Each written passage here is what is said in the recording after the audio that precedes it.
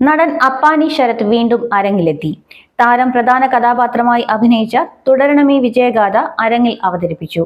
കേരളീയ പുരോഗമന മുന്നേറ്റങ്ങളുടെ ചരിത്ര സാക്ഷ്യവും പുതുകാല വികസനവും ആവിഷ്കരിക്കുന്ന തുടരണമീ വിജയഗാഥ അവതരണത്തിന്റെ പോസ്റ്റർ ചലച്ചിത്ര സംവിധായകൻ TV ചന്ദ്രൻ, ഡോക്ടർ പ്രമോദ് പയ്യന്നൂരിന്റെയും അഭിനേതാക്കളുടെയും സാന്നിധ്യത്തിൽ കവയത്രി റോസ്മേരിക്ക് നൽകി പ്രകാശനം ചെയ്തു.